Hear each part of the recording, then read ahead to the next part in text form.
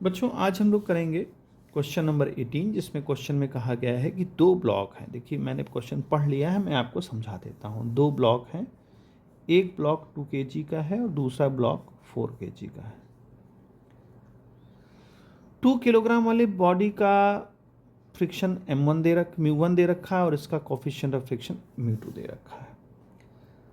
देखो एक बात अच्छी तरह समझ लो कि हम जानते हैं कि एक्सेलरेशन जो होता है वो g sine theta minus mu cos theta होता है।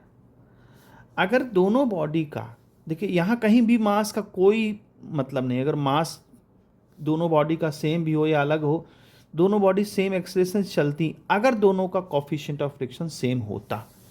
लेकिन चूंकि यहाँ कॉफिशिएंट ऑफ फ्रिक्शन अलग अलग है इसलिए एक्सेलरेशन भी हमें अलग ही मिलेगा, क्योंकि यहाँ म्यू की वैल्यू अलग है। अब ध्यान दें, अगर म्यू की वैल्यू ज़्यादा है तो एक्सेलरेशन कम होगा। ऑब्वियस सी बात है, इस इक्वेशन को ध्यान दें। अगर म्यू की वैल्यू ज़्यादा है तो ये वैल्यू कम आएगी। तो अगर म्यू की वैल्यू हमारी बढ़ रही है तो ए की वैल्यू घटेगी। पहले क्वेश्चन में यानी पहला जो पार्ट है उसमें हमें म्यू 1 दे रखा है 0.20 और म्यू 2 दे रखा है 0.30। तो म्यू 1 की वैल्यू पहले वाले 2 किलोग्राम वाले ब्लॉक की म्यू 1 जो है कम दे रखा है तो इसका एक्सेलरेशन ज़्यादा होगा और इसका एक्सेलरेशन, अब इसको एक्सेलरेशन हम A1 मान लें और इसका म्यू जो है 0.30 दिया है तो इसका एक्सेलरेशन कम होगा। अब ध्यान दें, अगर इस वाले ब्लॉक का एक्सेलरेशन कम है और इसका ज़्यादा है तो क्या दोनों अलग अलग चलेंगे? तो आंसर है नहीं। क्यों? क्योंकि ये इसके पीछे है। जब ये इसके पीछे है तो इसकी मजबूरी है इसके साथ चलने की। बात समझें, इस वाले ब्लॉक के पीछे ये है तो इसकी मजबूरी है, क्योंकि ये इसके सामने है ना। अगर ये अलग होता तो कोई बात नहीं थी। तो जो एक्सेलरेशन 4 किलोग्राम वाले का होगा वही एक्सेलरेशन 2 किलोग्राम वाले बॉडी का होगा, क्योंकि ये इसके पीछे है और इसकी मजबूरी है चलना। तो यहाँ पर हम कॉमन एक्सेलरेशन देखेंगे दोनों का। बट अब चूंकि 4 किलोग्राम वाली बॉडी का जो ग्रेविटी के कारण फोर्स लग रहा होगा वो कितना लग रहा होगा, तो पहले ऑप्शन की हम बात करते हैं। इस पर लग रहा होगा m2 g साइन थीटा और इस वाले का लग रहा होगा m1 g साइन थीटा। तो इन दोनों का टोटल फोर्स हम निकाल लें, यानी जो ग्रेविटी के कारण फोर्स लग रहा है। तो ग्रेविटी के कारण फोर्स हमारा कितना हो गया दोनों का? देखो दोनों में g साइन थीटा कॉमन ले लो और m1 m2 ऐड कर दो। तो g हमारा 10 है, साइन थीटा 1/2 हो जाएगा और दोनों को ऐड करेंगे तो 6 आ जाएगा। तो यानी कि 30 न्यूटन का फोर्स ग्रेविटी के कारण लग रहा है। लेकिन फ्रिक्शन भी तो यूज हो रहा है, दोनों का फ्रिक्शन भी निकालना पड़ेगा।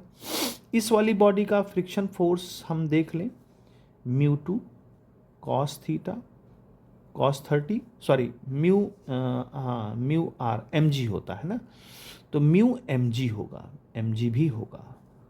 और प्लस दूसरी वाली बॉडी का म्यू 1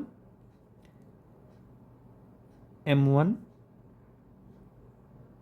g कॉस 30 डिग्री। तो देखो इसको हम यहाँ निकाल लेते हैं। म्यू 2 हमारा कितना है? म्यू 2 हमारा है 0.30। इसका मास कितना है? इसका मास है 4, ठीक। अच्छा, g कितना है? 10 और cos 30 कितना है? √3/2। तो देखो दोनों का अच्छा मास अलग अलग है, ठीक है, केवल g ही कॉमन था, कोई बात नहीं, चलो हम इसको कर लेते हैं। तो √3/2, ठीक है। और यहाँ से अगर हम करेंगे म्यू 1 की वैल्यू तो 0.20, मास इसका अच्छा म्यू 2 वाले का मास 2 था, हाँ इसका मास 2 है, यहाँ ध्यान देना है, मास 2 है। एक मिनट, नहीं ठीक है, मास 4 ही था, म्यू 2 है ना, हाँ तो यहाँ म्यू 2, हाँ तो मास 4 ही रहेगा, सही है, मास 4 रहेगा।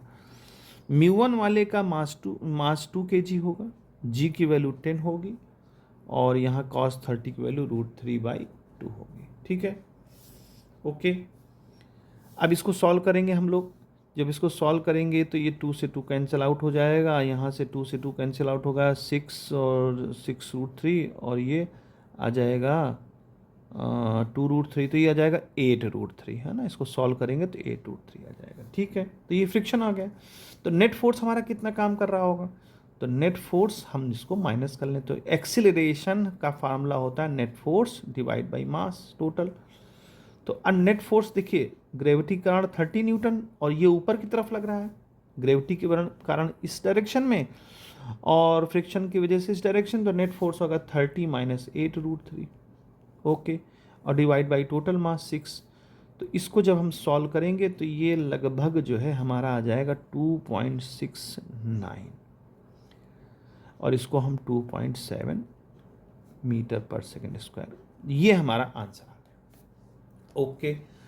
अब हम बात करते हैं दूसरे सिचुएशन की। दूसरे सिचुएशन में हमको क्या दे रखा है, μ1 की वैल्यू हमें दे रखी है 0.30 और μ2 की वैल्यू क्या दे रखी है 0.20। तो देखें अब यहाँ पर μ1 की वैल्यू 0.30 है, तो इसका एक्सीलरेशन हमारा कम होगा a1 का और इसका एक्सीलरेशन हमारा ज़्यादा होगा, यानी a2 का एक्सीलरेशन ज़्यादा होगा a1 से। तो देखो इस वाले ब्लॉक का एक्सीलरेशन ज़्यादा होगा, तो जब ज़्यादा होगा और इसका कम होगा तो ये पीछे रह जाएगा और ये जल्दी से नीचे चला जाएगा।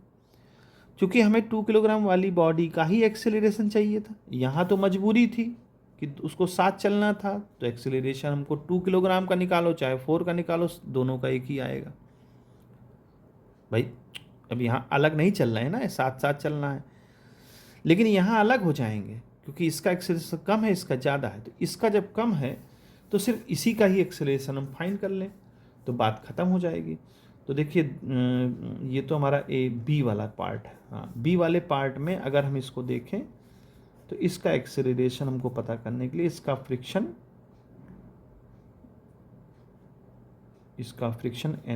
N1 और इसका m1g cos थीटा यानी cos 30 डिग्री, इस पे ग्रेविटी के कारण m1g sin थीटा यानी 30 डिग्री और फ्रिक्शन। तो इस पर तो केवल m1g ही काम करेगा sin थीटा ग्रेविटी की वजह से, और फ्रिक्शन लगेगा μ1 m1g cos थीटा और डिवाइड बाई इसी का खुद का मास। तो देखो इसको सॉल्व करने के लिए क्या करेंगे, m1 हमारा हो जाएगा इसका 2 kg और g की वैल्यू 10 और sin 30 डिग्री 1/2 माइनस μ1 0.30 और मास 2 kg और g की वैल्यू 10 और cos 30 डिग्री की वैल्यू 3√3/2 और डिवाइड बाई मास 2 की। तो ये देखो यहाँ से n से कैंसिल हो जाएगा 10 माइनस और ये भी 2 कैंसिल हो जाएगा, तो ये आ जाएगा 3√3 और डिवाइड बाई 2। इसको जब सॉल्व करेंगे तो ये 2.4 मीटर पर सेकेंड स्क्वायर आ जाएगा। यानी दूसरे वाले पार्ट में एक्सीलरेशन 2 किलोग्राम वाली बॉडी का 2.4 मीटर पर सेकेंड स्क्वायर होगा। तो इस तरह से इस क्वेश्चन को सॉल्व करेंगे।